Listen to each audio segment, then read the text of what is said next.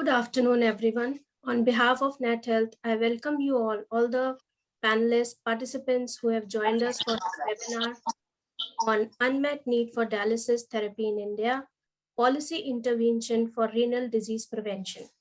Through this session, we intend to reach the expertise across the ecosystem into powerful solutions benefiting people and galvanizing tangible actions. I am excited to introduce the key panelists who have joined us here for this webinar. Mr. V.S. Krishnan, National Leader, Tax and Economy Policy Group, former member CBIC, EVA India, is the moderator for this session. Dr. Ranjan Kumar Chaudhary, VSM Advisor, Healthcare Technology Division, NHSRC. Dr. Vishwanath Sidini, HOD Nephrology, Manipal Hospitals, Bangalore. Mr. Puneet Kohli, Managing Director, Fresenius Medical Care India Private Limited. Mr. Abraham Alapat, CEO, Fairfax India Charitable Foundation. May I now request Mr. Krishnan to please take forward the session. Thank you. Thank you, Anugrah, and thanks. I would like to thank NatHealth for organizing this very important webinar. Can you all hear me? Very important webinar. Very important webinar, especially which comes at a moment when the country faced a disastrous COVID crisis, which really sort of exposed the poor state of our public health infrastructure. So I would like to call this a Y2K moment for the country, when we can really sort of build a strong and robust public health infrastructure, which can especially provide access to the poor in India who have been deprived of health care, and all our facilities are all lopsided in favor of the more well-to-do sections. So the whole objective of the webinar is to really come out with a white paper on what should be the strategy to address renal care and embed it in the public health policy of the country, and what concrete suggestions can we give to the government to evolve a very effective policy. We have a lot of government programs which have taken place and all that. So how do we give a fillip to renal care? And in the concept paper that we had circulated, we had outlined that these measures could be a mixture of tax policy measures, where we can incentivize production on the medical devices side, and the non-tax policy measures, where we can really sort of tweak some of the schemes of the government, what they're already doing to make them more effective, and also focus on what we call the preventive care, in contradistinction to the curative care. Both are important, but preventive care is much less expensive. And instead of allowing patients to reach the terminal stage, if we can detect it well in advance, then treatment is much more effective and much less expensive. One of the important features of the renal disease thing is, over the last 40-50 years, the disease profile in the country has undergone a change from purely bacterial and waterborne diseases. Now we are seeing more and more lifestyle diseases, where you have high, because of stress, you have your blood pressure and high blood pressure, hypertension and diabetes, which in turn cause the renal problems. As nephrologists will tell you, a lot of the renal problems are secondary kind of problems which emanate from untreated diabetes and hypertension. So there is this macro issue of how the disease profile in India has kind of evolved. Now, I would like to start this. I would like to request first Mr. Puneet Kohli, MD Fresenius, to give us a macro kind of a background of the actual data of what the profile looks like, the renal diseases profile in India in terms of geographical boundaries, gender, and how it has evolved. And that is one part of it I would like him to talk about. Second, of course, I would like him to talk about what we can do on the tax policy side to sort of, get in cheaper equipment and devices to treat renal problems. Mr. Puneet Kohli. Thank you, Mr. Krishnan. for inviting me to be part of this esteemed panel. And at the outset, I'd like to congratulate NatHealth for taking up this extremely important topic of chronic kidney disease, not only considering the huge disease burden, but also keeping the sustainable development goals of reducing mortality of non-communicable disease by 1/3 when we approach 2030. And as Mr. Krishnan was saying, CKD is increasing contribution to NCD mortality and morbidity. And we need to have a holistic approach when it comes to tackling CKD. And, as Mr. Krishnan mentioned, prevention is very, very important. And I will try to put some light on this as well. Now, before going into the statistics, for the benefit of the audience, I want to share some information about Fresenius Medical Care, what we do and who we are. Probably we are the only medtech company which has forward integrated to become a leading global dialysis provider.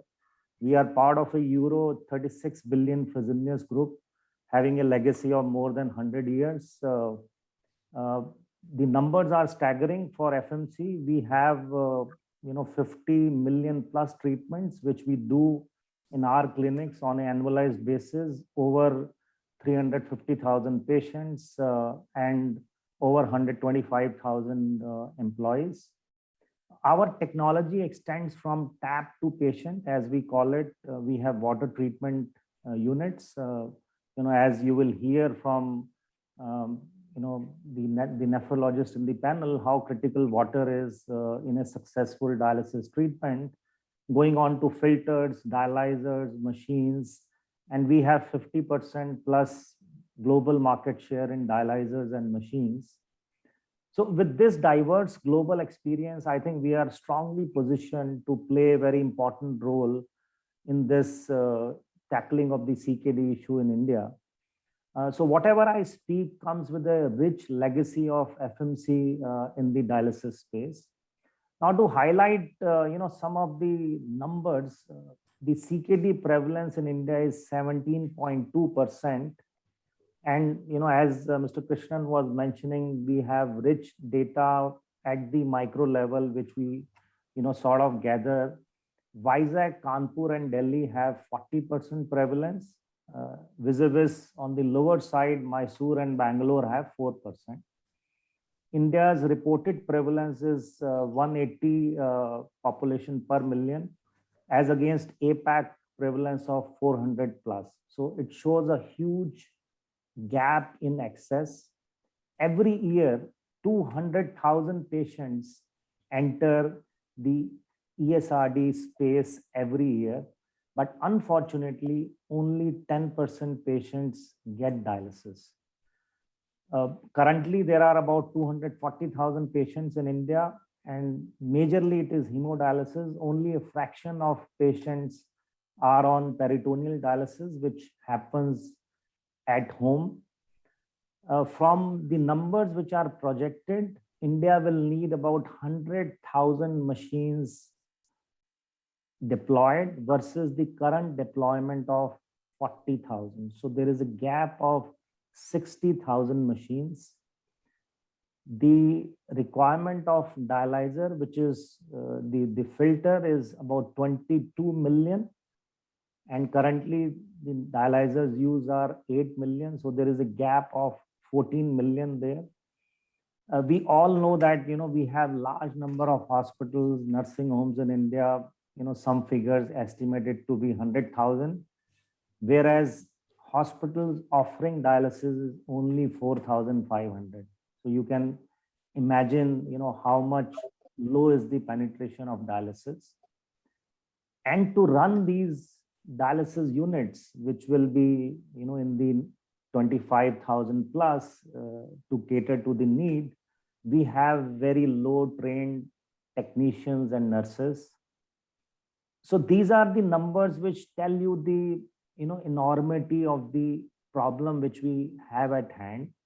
And I think government has done a tremendous job in improving the access. When the Pradhan Mantri Dialysis Program was launched, I think in last 3-4 years, dialysis has really penetrated the districts of India. I think now is the time to really look at how in phase 2 we can really improve the outcome. And I think this white paper has come or will come at the right time. Reimbursement also is an issue. If we see, there are papers which are published which say that to do a entry level reuse treatment, about 2,000 rupees are required to provide a decent treatment to a patient. And for a single use, it is about 2,300. Now, the states which have, low dialysis access, quite, evident, Bihar, UP, MP, in the northern side, along with, Assam, Meghalaya, Tripura. On the eastern side, along with, Nagaland and Jharkhand, have about 100 dialysis patients per million population. Whereas the states which have good dialysis access, Delhi, Goa, Kerala, Tamil Nadu, Andhra, Telangana, they have about 250 dialysis patients per million.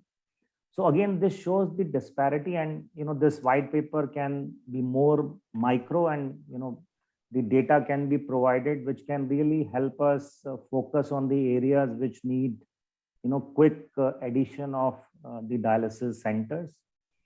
We currently have only 350 hospitals in India which do transplant. So we need to have a very robust transplant program. Currently only 18,000 transplants happens in India.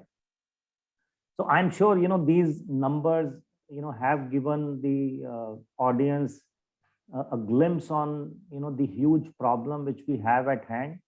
And I think CKD needs special focus in the NCD program, and rightfully so.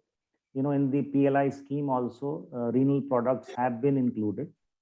Now, the second part of Mr. Krishnan's question was, on the policy side.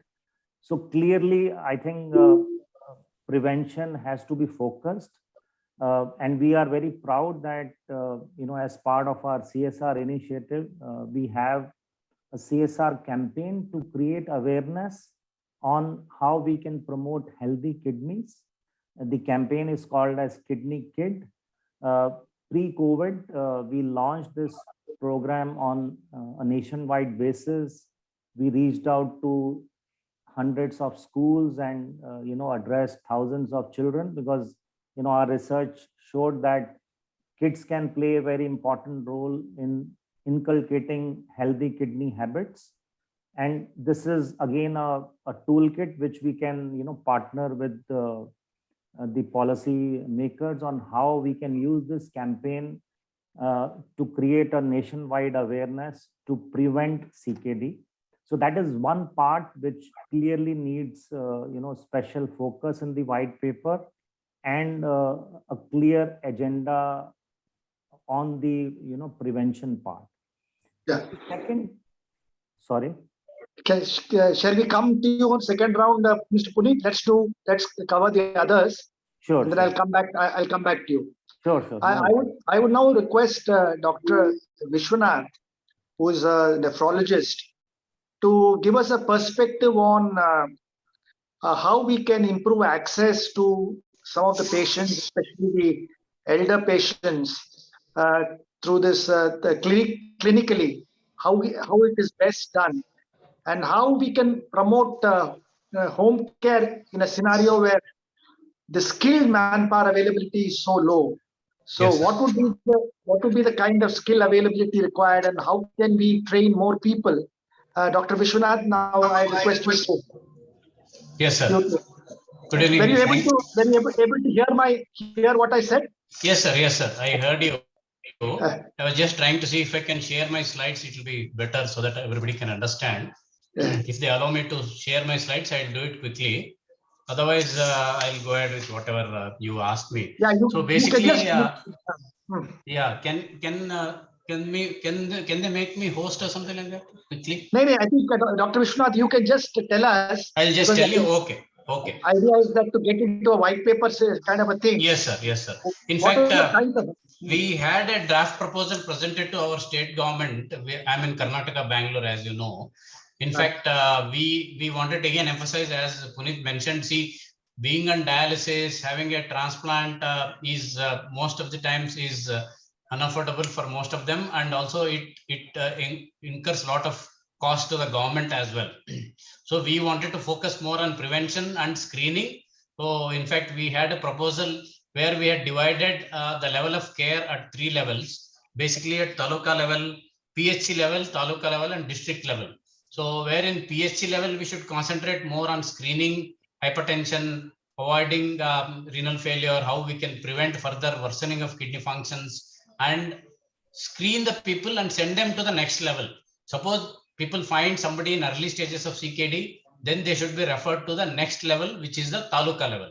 Taluka level is the place where a nephrologist is available, dialysis facility, including Pradhan Mantri National Dialysis Scheme is available, where people, if they need dialysis, can be done.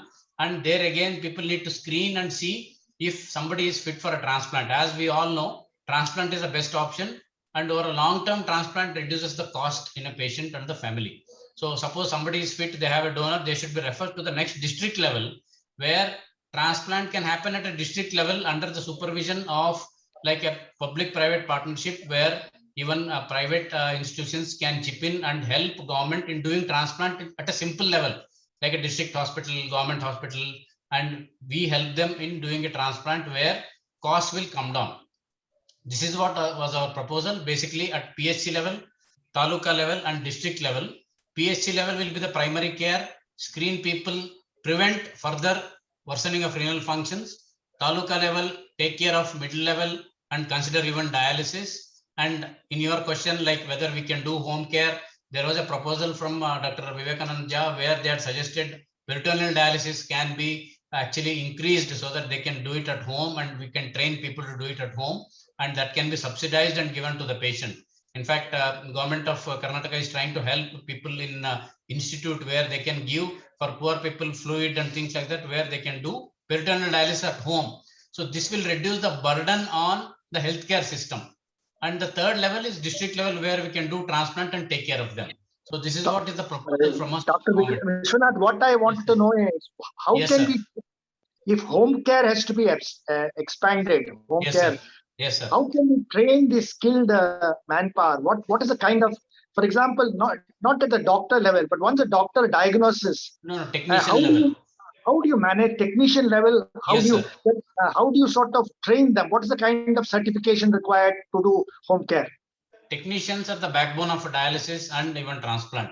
So basically, we can train them again with PPP model, where the technicians from the government sector can come to us, get trained, and go back and give the service. And they can get in touch with us. We can use telemedicine services where the home care people can get in touch with us and do troubleshooting. So that's what is going to be the future.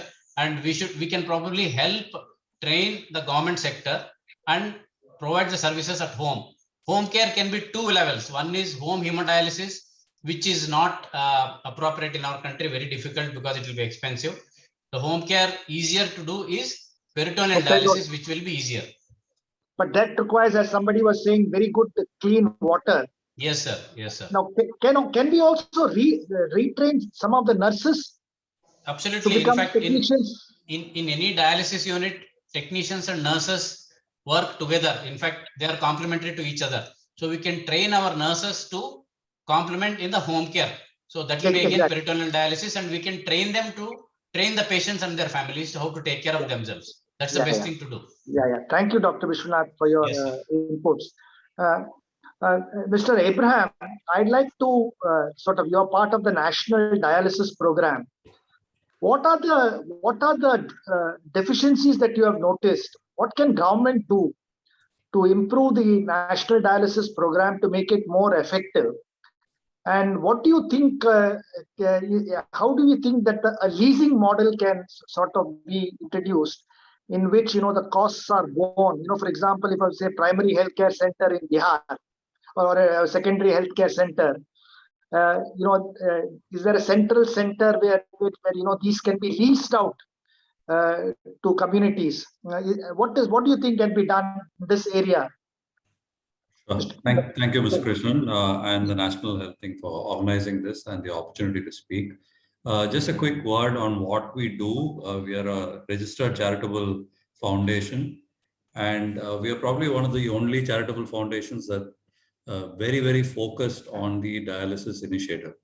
And as part of my response to your question, Mr. Krishnan, I think it's useful to say that one of the best things that happened from our point of view was a very clear focus that we were given by the Honorable Prime Minister in terms of addressing this issue when we started this foundation and we're looking at what we should focus on. The very fact that we got a very specific focus target to address as a foundation, and therefore our entire ecosystem that we've built, the efforts that we put in, the donors that we attracted, and the funds that we have sort of collected over these years have all been focused because of that very precise direction. So in response to your question, I think one of the first things, and possibly the government can amplify it, is that in conversations with both charitable foundations as well as big donors in the private space, providing focus to the acute need for contributions and support in the area of enhancing the dialysis access program, I think is the first big thing, because knowing the problem or the scale of the problem is half solving the problem. Because I think the first thing is for a larger universe to be aware of how acute this problem is, because not only is the gap of dialysis access very large, as Puneet spoke, it's only going to get rapidly worse with the rapid growth of both diabetes and hypertension, which, as we are all aware, are the two big drivers to growing CKD population. And to my mind, I think COVID is probably going to accelerate kidney-related complications as well. So we're going to see this problem compound, and I think everybody in the ecosystem, starting in the government, can amplify this message about the need to raise resources, time, effort, connections, money, of course, very specifically to things that the government can do, and in no specific order, but very critical to my mind.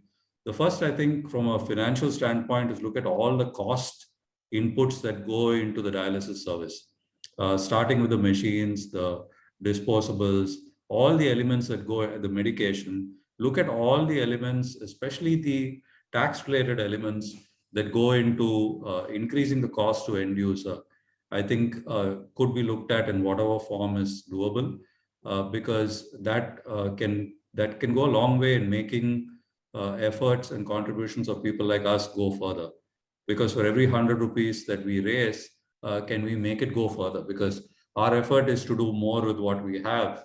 And because that's limited, I think that's the first big thing the government can do. Two is the ongoing training to physicians and technicians. I think other panelists spoke about it, especially if a state is running the dialysis program. How do we have a sort of unified standard of training, certification, if you will, so that there is a quality sort of manpower availability so that the ecosystem can be built on a sustainable basis. Third is possibly looking at how we can utilize health and wellness clinics to do early detection and disease awareness for both diabetes and hypertension. Because going to the root cause, I think the earlier we can detect diabetes and hypertension, we can avoid more people hurtling down the path of needing dialysis itself. And I think that is very, very critical. From an operational standpoint, I think unifying reimbursement under Ayushman Bharat within all the states and rationalizing that process, I think is something that should be done. Right now, that's not necessarily very clear. Speed on identification and operationalizing centers, because right now the thing is, it takes time to identify centers, and even in some states cases, an inordinate amount of time to operationalize it. And that's a problem, because when you've got private sector contributors coming on, they want speed of sort of return, even on CSR investment. So how quickly can we show them that the centers are operational and delivering? Last but not the least is timely payments to service providers, and looking at some form of responsibility in terms of audit systems. And I think that's critical, because that will make the PPP model more viable with private sector players more keen to participate when they see timely payments and reimbursements, etc. coming. Yeah. So these are just One question, Mr. Abraham, from the data that has been generated. I mean, I'm told that there are some. There was a paper by Dr. Vivekananda Jha and all that. From the spread of from the profile of where these cases are found in large numbers, can we have instead of distributing resources across the country, is it a viable strategy to say these are the main causes and these are the areas where, is it an urban centric problem mainly, so that do we focus on, because stress related issues should be or is it soil or water related? On the basis of data, is there a case for deploying resources in certain specific areas to start with, instead of spreading our resources thin? So I'm sure there are more qualified people on this panel to talk about the medical related issues, but I'll limit my response to one part of what I think is a response to your question, Ms. Krishnan. One is, I think from a sort of standpoint of identifying geographical areas in each state that are critical, I think it'll be useful if there's a national sort of registry, if you will, of critical geographical areas that are really lacking access. Both with an enumeration of patients as a percentage of population, especially geographical concentration, because today we are operating on a incidence per million average and looking at population sort of concentrations and assuming an average which is uniform across the country, which we know is not the perfect system. So it would help to have minute level data to understand which are, category A, category B, category C within each state, so that if there are donors and efforts within a certain state that we're looking at, using our own example as a case, we were then able to say, okay, if we're looking at Maharashtra, for example, these are category A towns or areas which are most needing. Yeah. So that's one part. To the second part of your thing, I think the prevention aspect I've spoken about, I think is most critical. The focus on looking at how we can identify lifestyle-led factors that increase CKD incidence, which is of course hypertension and diabetes, both of which are a combination of genetic as well as genetic propensity as well as lifestyle-related issues. But sadly, from my understanding, there is an equal incidence in many places where there's no attributable lifestyle problem, but there are definitely diet and water quality related problems that are also resulting in the same situation where people need dialysis. So I'm sure Dr. Vishwanathan can shed more light on that. Thank you, Mr. Abraham. Now I'll go to Mr. Chaudhary. One of the things that have come out very distinctly is that we are in desperate need of good quality data for policy making. And the announcement by the government of a digital health card, I think, is very, very timely. What do you think, Mr. Chaudhary, we can do to create this national registry of diseases? Because that, I think, is very critical to formulate policy. Because today nobody knows. There are figures given, saying that, because, for example, people would like to know, are renal diseases, I mean, where exactly, in which parts of India they are chronically prevalent, so that we can deploy resources there. Is there a gender issue? Some people suggested males are more prone to renal problems than women. And then of course, the geographical side of it, town versus villages. Is it more in tier 1 cities? And that kind of a thing. So, Mr. Chaudhary, what would you think the government should do to build up this national registry of diseases? Okay, good evening to all of you. Thank you, sir. Greetings from NHSRC. Very relevant question has been posed by our moderator, Krishnan sir.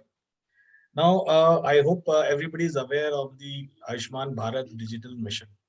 This has been launched by Prime Minister, and it is a larger part of the ecosystem, developing an ecosystem wherein you will have its 4 objectives to have the IDs. Firstly, the mission has 4 building blocks: a unique digital health ID, This is from the National Health Authority. If you visit the website and all, you can create your own health ID. The second is to have a registry of healthcare professional. This is doctor, nurses, paramedics. Another is a registry of health facilities, clinics, hospital, diagnostic and imaging centers and pharmacies. And then the maintenance of the electronic health record of individual and patients. Now, this is a mega exercise. Obviously, it will take some time to evolve. It is an open source. What do I mean by that? It is a voluntary. Basically, it will be done through a portal apps. Like you must have heard about the JAM Trinity. It is called Jandhan accounts, Aadhaar, and mobile. So the mHealth or the mobile technology is going to stay, and in future you will see more usage on it. Based on this JAM Trinity, we have successfully captured and running the PMJ activities. That PMJ is one component of Ayushman Bharat, which looks after the reimbursement in the insurance scheme, as you all are aware, for the indoor cases in patients. And by establishing Ayushman Bharat Health and Wellness Centers, there are 1.5 lakhs of sub-health centers and PHCs going converted to this in the stage where they are getting converted to health and wellness centers, wherein they will have their own information system. So the lab, the equipments and all will be connected. They will have a lab management information system. And by interconnecting this, and by providing a boost to the health infrastructure by recently launched Pradhan Mantri, Ayushman Bharat Infrastructure Mission, as well as the digital mission, we expect that in the days coming ahead, we will have a robust system which will capture the data at the point of use. Wherever the user comes to the health facility, though it may be a public or a private, we have to have a system wherein registration will capture the already created health ID data, which is a voluntary, like Aadhaar was voluntary, but you'll be pleased to know that the country has quite progressed very well over the years in developing a secure database for the Aadhaar beneficiaries. So the country today, let me tell you, as a government MOHFW, we have been able to provide hemodialysis services at 559 districts with 1,015 hemodialysis centers. And the biggest question which came and which has been in discussion during the COVID and all, we realized how bad we are. The patient cannot reach to the hospital to provide, get the dialysis services. So the home care concept came in, and then in there, the importance of the peritoneal dialysis came. Now this peritoneal dialysis, it appears very simple, very cost effective, very true, rightly, but the acceptance of the population, because the population in this fast advancing technology era wants immediate results faster.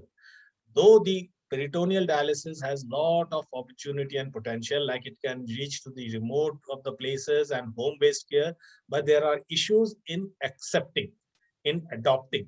So what I suggest is in the policy overall, it should be an integrated care approach, like the patients, when they report to the medical colleges or the district hospitals where the hemodialysis is already established, they should be counseled that in case, they start with a PD and then switch on to the HD, which is being done in abroad in country, though the success rate is not very, very, encouraging. There are many switchovers from PD to HD because HD is easier to do. But really speaking, in the country, we do lack a real real-time data. Mr. Chaudhary, I have one question. Is the digital health card going to be linked to the Aadhaar number? Yes, sir. The digital health card IDs will be linked with the Aadhaar card. It will be voluntary, done through a portal and apps. And in order to issue this ID, the system will collect certain basic details from the person, whoever reports to any health facility. So and their family physician reports also can be accessed, so that yes, you sir. have a. Yes, sir. That is the later part. Initially, we had to build up a database of people who are availing the services. For that, I have recommended, I suggest there should be a dedicated team of data entry operators and IT hardware available at the sub health center at nearest to the community, wherein when the people who are doing this NCDs clinics where they are conducting the population screening and all, these data can be fed in reliably, and then we have a mega system of interconnecting all this data and do the analysis. Thank you so much, Mr. Chaudhary. Thank you. Dr. Vishwanath, I think Mr. Chaudhary has raised some questions which I thought I would pose to you. Yes, sir. As a nephrologist, what do you think is in terms of outcomes, health outcomes, difference between hemodialysis and peritoneal dialysis? Which do you, I mean, is there any kind of effectiveness difference? As such, it is not different, but as Dr. Ranjan said, see, the acceptance in our country is very low. In fact, many of the nephrologists who are actively practicing feel the peritoneal dialysis is coming down significantly. In fact, when I was doing my residency fellowship, the peritoneal dialysis takers were more. Now, one advantage is hemodialysis is available at all levels. So nobody wants to take But peritoneal why dialysis. I'm not able to understand. Why Yes, is it that there is no acceptance? One is, I think inherently, I don't want to blame anyone. I think most of the Indians, they don't want to do anything for themselves. Second thing is the cleanliness and infection. Many of them are worried about infection. So people feel comfortable coming to a dialysis unit, having dialysis, give the responsibility to somebody else, have dialysis and go home. So that other time they are free. Peritoneal dialysis, one hassle is every day they have to do 2-3 times. Family will get burnt out. So the problem is it is easier to advise than take up. So that's the reason hemodialysis, there are more takers. One is availability is more. Second thing is our mind setup, our population setup, mental status, they're not ready to take it up. In fact, if you look at any unit between hemodialysis and peritoneal dialysis, it has come down over a period of time. When we had 60-70 patients on peritoneal dialysis, we have only 30 now. But hemodialysis has increased. We have around 300 patients on dialysis in our unit now currently. So that's the difference. That's the difference between peritoneal dialysis and hemodialysis. Number of takers are low. So ultimately, whatever said and done, maintaining people on both hemodialysis and peritoneal dialysis is very difficult. If something can be done, something like a Chennai model where government supports partly transplant, if somebody has a donor available, transplantation is the best thing to happen, because if you are aware about the Chennai government, they give about 3 lakh check to the patient for a transplant, and medications are given free of cost, at least partly. So that is the best way, so that it will reduce the burden on the healthcare system. So what does government propagate? Does it propagate hemodialysis or does it propagate peritoneal dialysis? So that's a big question. If As something now, is more, I think most of the propagation is on hemodialysis. Peritoneal dialysis, people have tried, but still, though the government has pushed for it, the number of takers are low. Because if the poor, the costs are much less. I don't know what the cost equation is. For the poor, I think this is something which should be pushed more actively. Another thing which I wanted to ask you, Dr. Vishwanath, was, yes, sir. From your working in Karnataka, yes, sir. Do you see any sort of renal prone patients? Is there some kind of a pattern? Is there a geographical profile? Yes, is sir. there In a fact, gender profile? there is one entity called CKDU. I'm sure all of you may be aware, called unknown, which is more common in our country. If you look at the causes of renal failure in any country, number one, diabetes, hypertension. The third most common in our country is CKDU. There are a lot of studies from southern India, like Udanam and things like that, Andhra Pradesh, where they had looked at basically they looked at CKDU. The proposed cause was, one is probably soil, chemicals, and extreme heat itself causing renal failure, and some unknown cause. So which is actually very difficult to define. That's the reason screening would be very, very important to prevent further progression. Yeah, because if we can get some kind of a clue about what are these causes. For example, I was surprised to know that Vizag, Visakhapatnam. That's where Udanam and that study was done. Very, very high, whereas Mysore, and so probably water quality is a factor. Water Maybe a and factor. some proposal for fluorosis and chemicals. Iron in the soil could also be a factor, because Vizag and that side, I don't know. I mean, whether the Iron element of alone is iron. unlikely. Many people think lead also can cause, but not to prove. Some people think it's a bystander. In fact, many of our patients where we have unexplained renal failure, we get lead levels. But now the lead has come down because we use more of PVC pipes. Earlier, when people are using metal pipes, lead were much higher. So, but what would you recommend as a doctor, Dr. Vishwanath? That One we is just screening, three simple Screen, I screening tests agree. we Screen, I recommend. agree. But how can we make peritoneal dialysis more acceptable? Very difficult, sir. Actually, logistically also our people acceptance is very less. Cost is not much different now. In fact, when peritoneal dialysis came, it was very expensive. Now hemodialysis and peritoneal dialysis is almost equal cost. But again, penetration is very less. Even sometimes if you give fluid free for the patients, nobody wants to do for themselves. That's the problem. Our mental makeup is not ready for peritoneal dialysis. Yeah.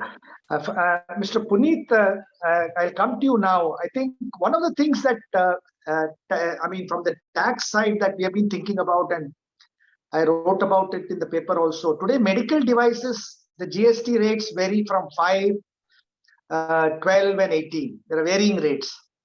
So now government has set up a committee under the Chief Minister of Karnataka to rationalize the GST rates. Can we have a uniform rate of say 5% for all medical devices? Would it help? There also the government has launched a PLI scheme to incentivize production of medical devices in India and reduce dependence on foreign imports. Because they say that if you manufacture locally, the costs of devices will come down substantially. Only critical raw materials required for their production, the customs duty could be reduced. How would you respond to this, Mr. Puneet Goyal? Sure, Mr. Krishnan, before I go to the taxation part, I think quickly on this peritoneal dialysis, I think our chief economic advisor used, nudging as a very important aspect of changing behavior. Correct. I think we need constant nudging at the patient level so that the adoption of peritoneal dialysis increases. On the, National Digital Health Mission, I want to inform here, we at Fresenius Medical Care take connected health as a very, very important aspect.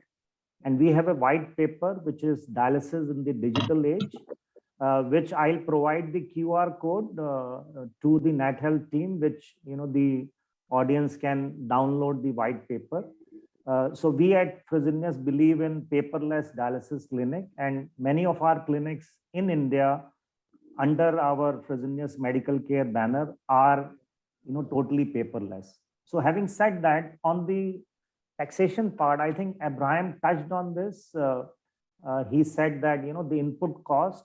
I touched upon the per treatment cost of doing a dialysis.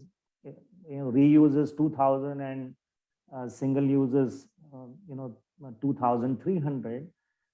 And if that being the case, the taxation, both the custom duty as well as the GST have to be looked upon.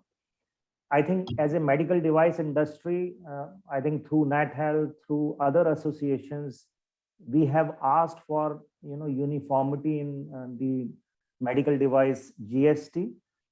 You very rightly put, the water treatment unit, the GST is 18%, right? So I think we need to have uniformity, and I think I call it the GST 2.0 program. As you said, the entire thing is under revamp and revision. So from the industry side, I think it's an appeal to the government that we should have, post-COVID, this should be one of the key things which we should change, a uniform GST regime for all the medical devices. And also, as I mentioned, on the paucity of access, only 10% patients getting dialysis, and we need, more than 60,000 more machines. I think the custom duty also should be waived, not only for, product which we are discussing now, but I think there should be a holistic approach. Wherever the excess is not there, domestic production is not there, we should look at waiving the custom duty till we reach a certain minimum excess, which I think for any disease state, 50% should be the first target. On the products which are under the PLI scheme, I think the input cost, the raw material which goes into also need a very, very detailed look, because we have seen cases that the import of a fully assembled unit is cost effective rather than importing different raw materials and making it in India. Yeah. The other point which I want to mention over here is on the non-taxation policy measures. Abraham spoke about and Dr. Vishwanath also spoke about the preventive part. I think under the Ayushman Bharat, these 70,000 plus diagnostic center should run massive screening so that we prevent less number of patients going into the CKD. I also saw one of the question on the manpower requirement. Again, as part of the non-taxation policy initiative, there has to be a massive thrust on creating trained, skilled manpower, and COVID was a wake-up call. We all know that we had a lot of ICUs coming in, but there was no trained manpower to handle those centers. So I think these are certain measures, both tax and non-tax, which will have an end-to-end process defined. And I think this white paper should look at all aspects so that we can work with the policymakers to create a very holistic program. Yeah, thank you, Mr. Abraham. I would like to pose this question to you. I think Anugrah, you can tell me how we are on time so that we can sort of calibrate our questions and responses. Mr. Abraham, based on your working with the National Dialysis Program, what do you think could be an effective strategy to train people? Because there is now a bill which has been passed by government, which is the Allied Professional Personnel Bill, which sort of clearly categorizes this category, which was a neglected category, because it was, the whole not doctors, it's the whole intermediate range of technicians. Because the Prime Minister was very worried, rightly, when all these ventilators and oxygen equipment came for COVID. He said, "Isko kaun chalayega chote jagahon mein?" So, the whole, we need people to run these things. Otherwise, this equipment would be wasted. There are many equipment which are now wasted in many health centers because they don't have the staff to repair it, maintain it. So, Mr. Abraham, what do you think that the donor program, which can also look at training of some of these personnel? Sure. So thank you, Mr. Krishnan. I think that's a fantastic question. Two parts to my response. One is, I'm happy to say in conversation with various donors and potential donors, a lot of them, some of them are already actually engaged with the vocational and professional training part. And I'll give you a classic example of ICICI Foundation, one of our largest donors.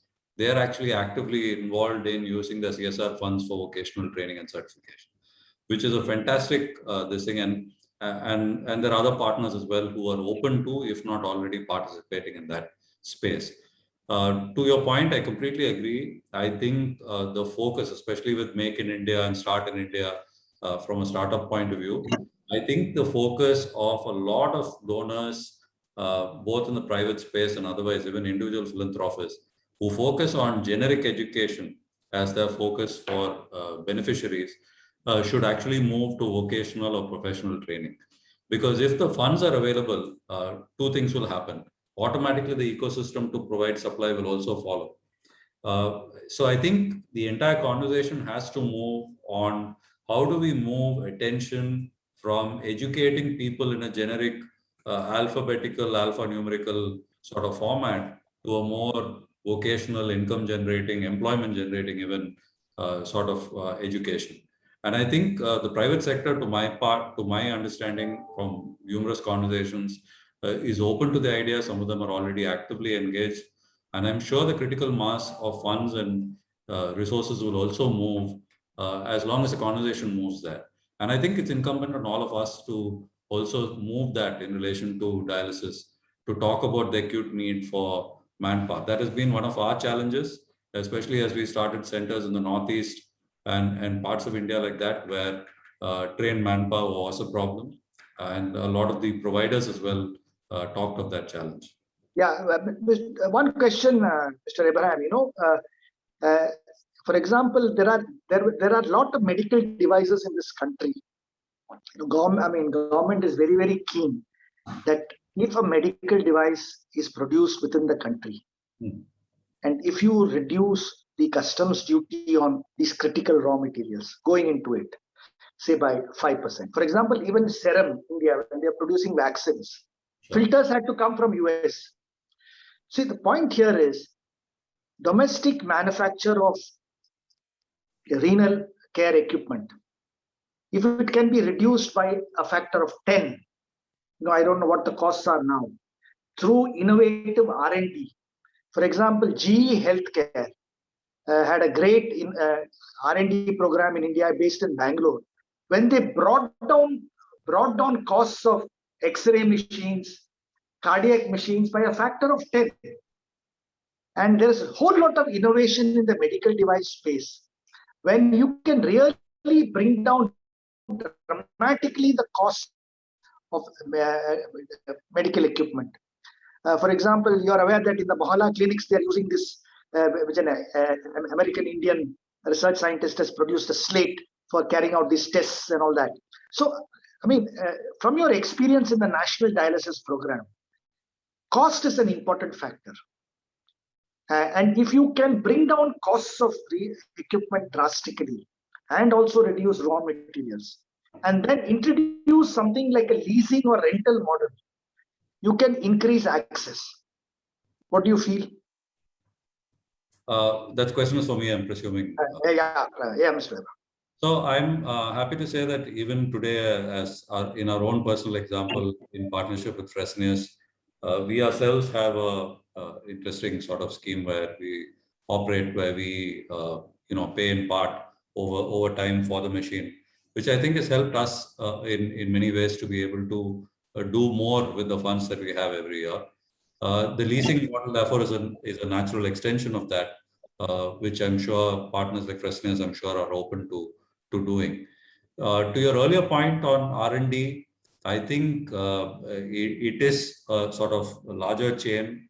We have to have increased awareness and conversation about the problem, the need, and the resources have to follow as a result of that focused conversation with the government and private sector talking about it, and the medical fraternity talking about this as a bigger problem. Because if the resources move, focus from an R&D and innovation point of view will follow.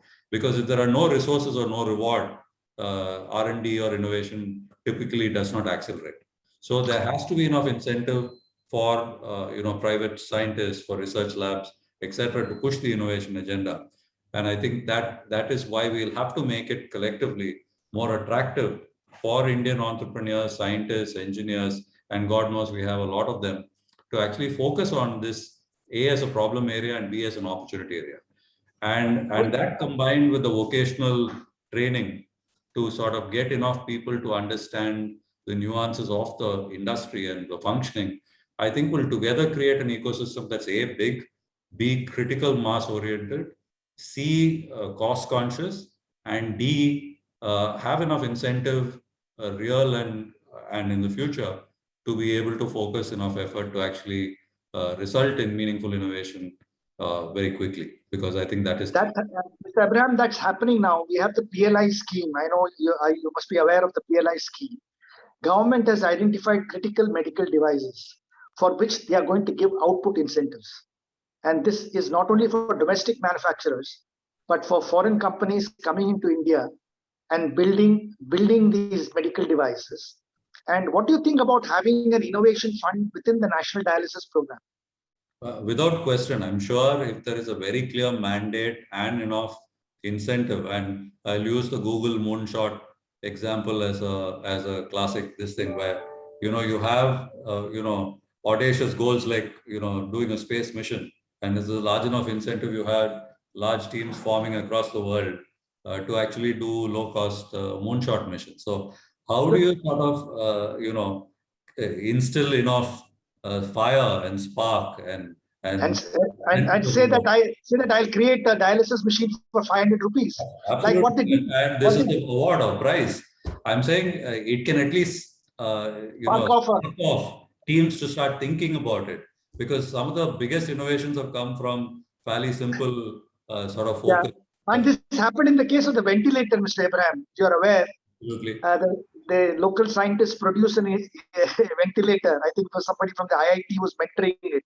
They brought down the cost of ventilators during the COVID crisis. Yeah, so I think as Indians, we are inherently very smart. We need pressure and we need jugaad and we need incentive.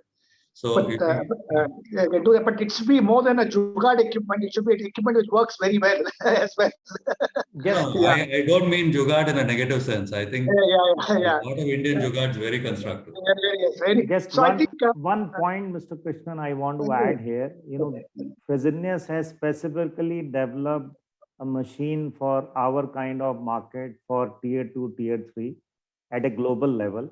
But I think we can take it later on and it can be part of the white paper. 2 points, Abraham mentioned about the leasing thing, and you also have, touched upon it.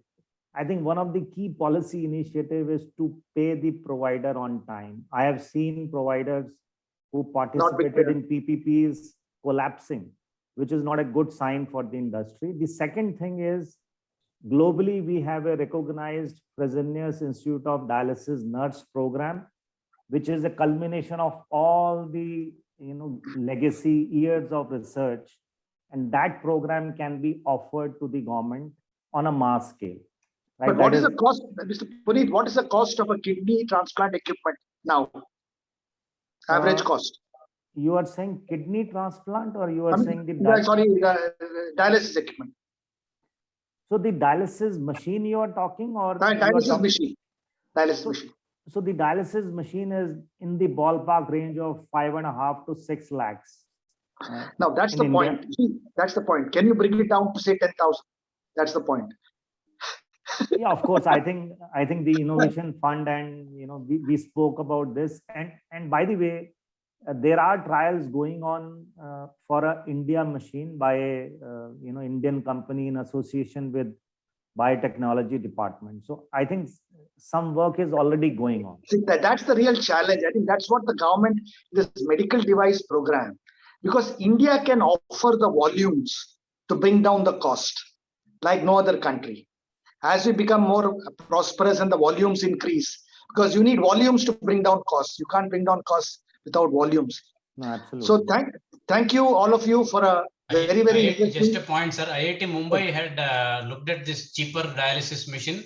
Yeah. I'm not sure how many of you are aware. And there was one more company from Karnataka where they had looked at bringing the cost around 2 to 3 lakhs. So a nephrologist has worked on that. So something similar, if government can take it up and push it further. Actually, that's what I was thinking, Dr. Vishwanath, that, yes, this one is to bring down the cost of medical devices. Yes, sir. By bringing down costs.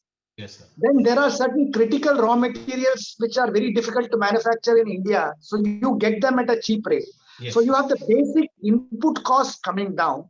Then you create an innovation fund within the National Dialysis Program. Because what a difference it makes. A machine at 5 lakhs and a machine at 10,000 rupees, 15,000 rupees. I mean, access will improve dramatically. Absolutely. The whole example of the Ford T model in the 1930s. Henry Ford introduced a Model T, brought down cost so dramatically that a worker was able to buy the car. So, we need a massive innovation.